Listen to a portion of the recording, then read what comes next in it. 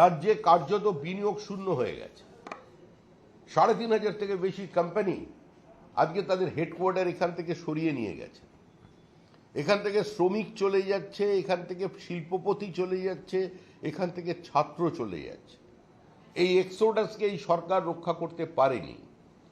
এই সরকারের একমাত্র কাজ হচ্ছে সমস্ত প্রতিবাদী কণ্ঠস্বরকে বাজেয়াপ্ত করার, সমস্ত প্রতিবাদকে রক্তাক্ত ক্ষতবিক্ষত করার, সংসদীয় গণতন্ত্রে যা স্থান মুখ্যমন্ত্রীর পরে তাকে পছন্দ হোক বা না হোক, তাকে দেখে শরীরের মধ্যে যদি কোনো ধরনের উত্তেজনা তৈরি হয় বা কোনোভাবে তার উপস্থিতিটাই ইরিটেট করে, সেটা সম্পূর্ণ ভিন্ন বিষয়।